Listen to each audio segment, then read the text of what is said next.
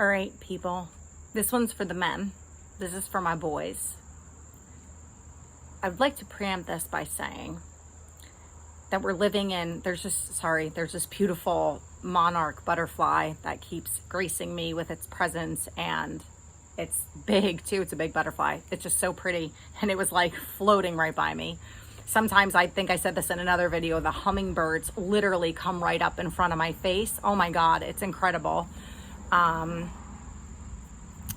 We're living in a time where, and this is going to be a whole separate video from what I want to talk about. I have notes again to keep myself on task.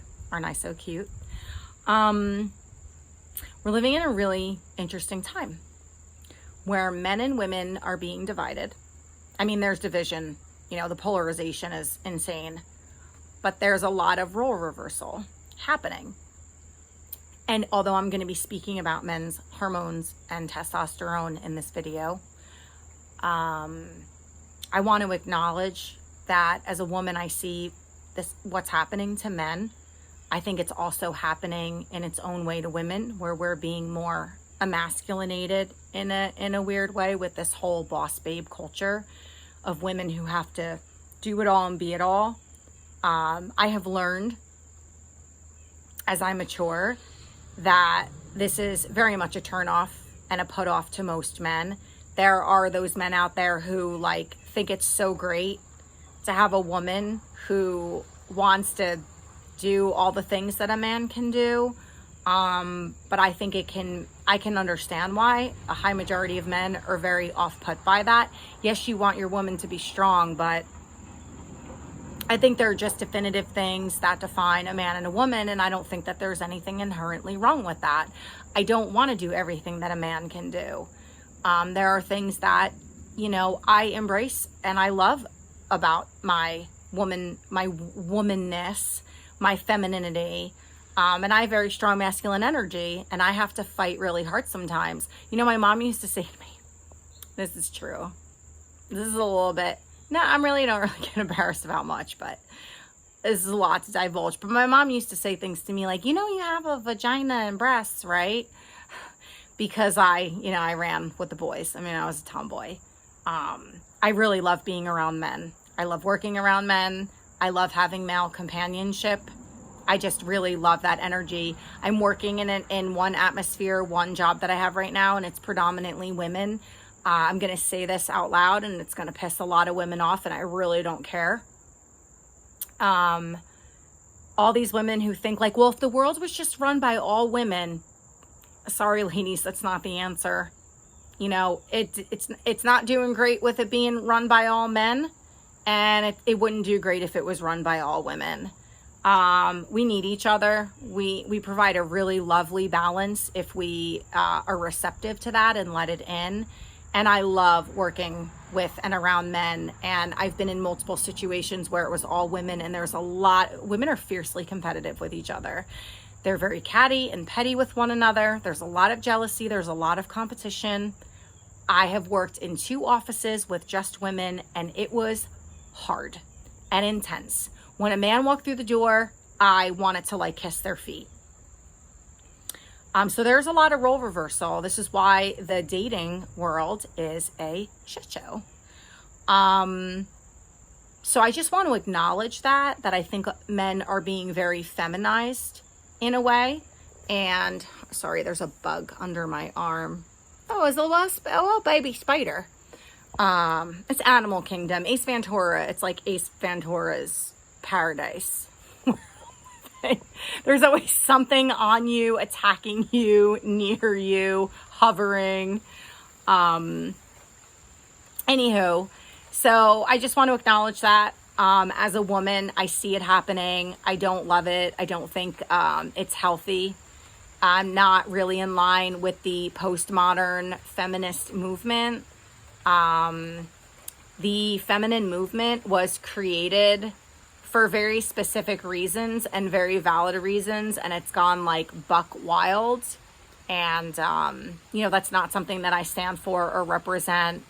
There will be no man-hating on my channel at all whatsoever. There are some terrible men out there, and there are some terrible women out there. even though men still predominantly hold the championship record for being serial killers. I have a really deep fascination with serial killers. That can be kind of terrifying when I go deep, but just the psychology, human psychology in the brain, I don't know, that fascinates me. Anyway, that was a really long tangent. I'm trying not to do that, but okay, I'm on task now.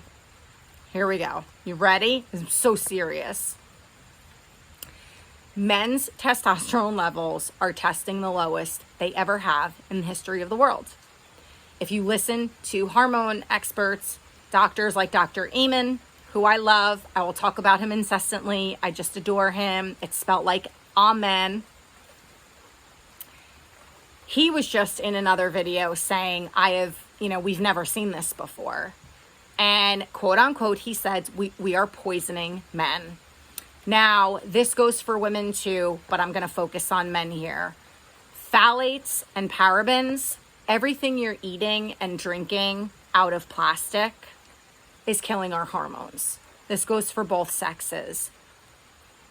The products you're putting on your skin is your largest organ. Soaking all of that in, your internal organs have to detox all of that. It's not that small increments of these chemicals or ingredients are harmful. They are in everything, from your cosmetics to your soaps to your shampoos and conditioners, your body washes, whatever you put on your face to shave your skin with. It's in everything. And then you're eating out of plastic all day long and drinking out of plastic. I'm not. I get my water delivered. Altamont Springs water, North Carolina. I was getting it delivered when I lived in South Carolina. Glass jugs. I drink out of stainless steel containers or glass. I don't eat anything out of plastic. I don't have plastic containers. And forget about microwaving plastic. I mean, forget about it. These are hormone disruptors.